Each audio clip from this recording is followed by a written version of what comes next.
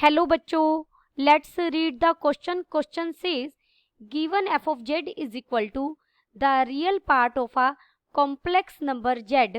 For example, f of 3 minus 4 iota is equal to 3. If a belongs to natural number, n belongs to natural number, then find the value of summation n running from 1 to 6a log to the base 2 mod of f of 1 plus square root 3 iota raised to power n. Option A is 18a square minus a. Option B is 18 minus a square. Option C is 18a minus a square. Option D is 18a square plus a.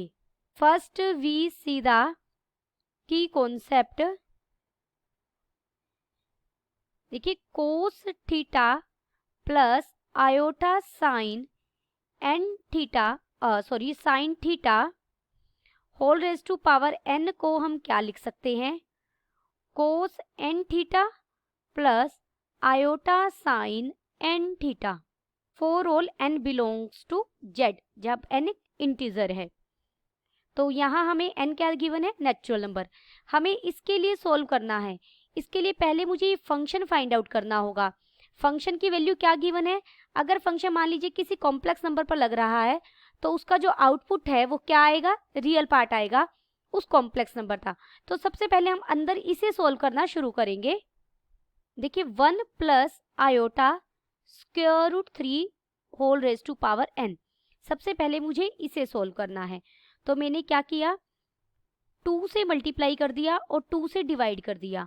1/2 plus iota square root 3/2 बन जाएगा ये, और whole raise to power n तो है ही हमारे पास. तो ये बन जाएगा 2, और इसे 1/2 को मैंने लिखा cos π/3 plus iota sine square root 3/2 को लिखा sine π/3, and whole raise to power क्या है? n है.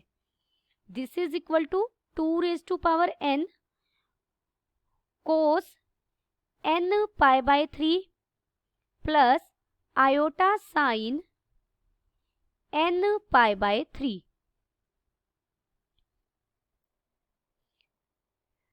Therefore, f of 1 plus iota square root 3 raise to power n ये क्या हो जाएगा?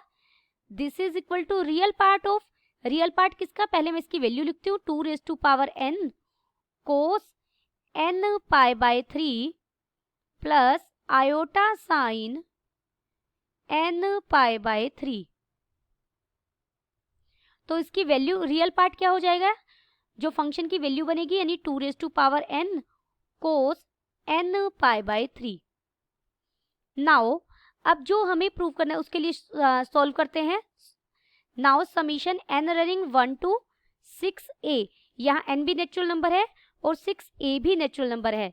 लॉग ऑफ, लॉग का बेस कितना है? 2 mod 2 raise to power n cos n π/3 बन जाएगा, क्योंकि फंक्शन था और फंक्शन को अभी हमने ऊपर सॉल्व किया है.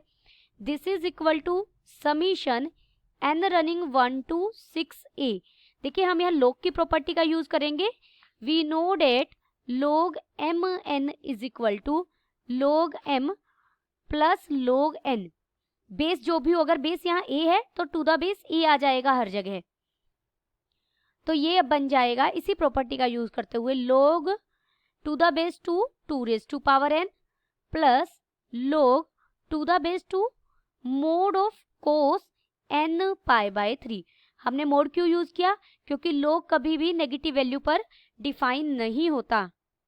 दिस इज इक्वल टू, ये इक्वल हो जाएगा summation n running 1 to 6a.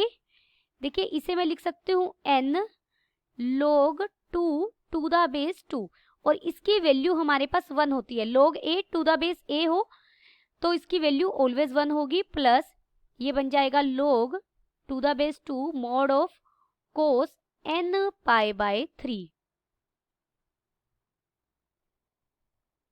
This is equal to summation n running 1 to 6a.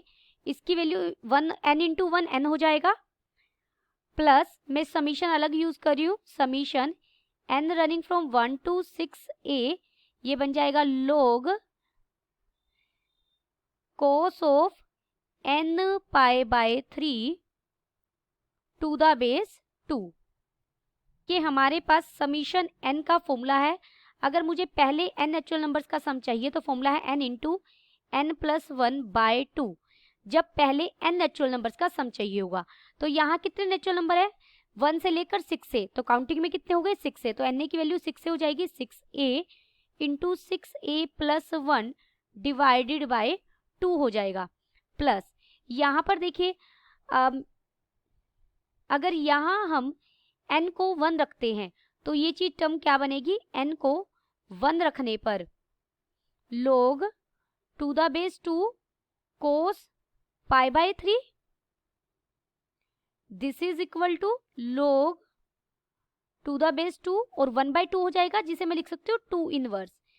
ये -1 आगे आ जाएगा and log 2 to the base 2 जिसकी वैल्यू 1 होती है। तो जब हमने n को 1 रखा तो हमें इसकी वैल्यू कितनी मिल गई, -1।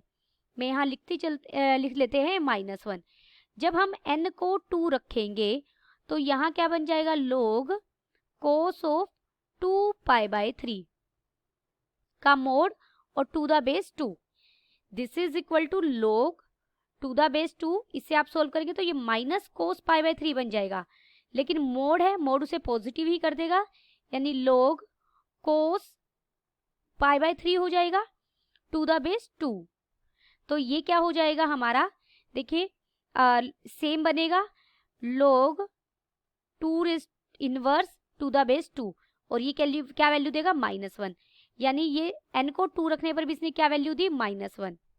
अब यहाँ हम n को 3 रखेंगे, जब हम n को 3 रखेंगे तो ये बन जाएगा log 2 cos, देखिए n को 3 रखते ही cos पाई बन जाएगा, cos पाई किसके इक्वल होता है, -1 के, लेकिन मोड उसे पॉजिटिव ही कर देगा, यानी log 1 हो जाएगा टू द बेस 2, लेकिन log 1 की वैल्यू क्या होती है, 0, तो ये आ जाएगा +0।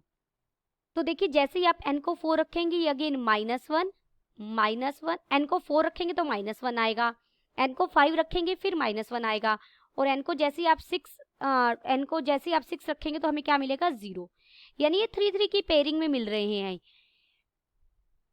आप ऐसा समझ सकते हैं 3 3 के पेयरिंग में वैल्यूज रिपीट हो रही हैं। हमें कितने टाइम्स वैल्यू रिपीट करनी है, total 6a times value repeat करनी है। 6a टाइम्स में से ये 2a टाइम आएगा, ये वाली टर्म भी 2a टाइम आएगी और ये वाली टर्म भी 2a टाइम आएगी, यानी -1 कितने टाइम्स आएगा, -1 4a टाइम्स आएगा। लास्ट वैल्यू तो आपको 0 ही मिलेगी, इसे ऐसे भी लिख सकते हैं 0। तो ये इसे आप सोल्व करेंगे तो ये हो जाएगा 3a into 6a plus 1 minus 4a, तो ये हो जाएगा 18a square minus a।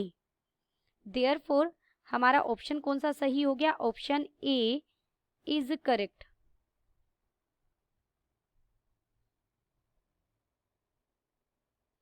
Option A is correct. Hope you understood it well. Best of luck.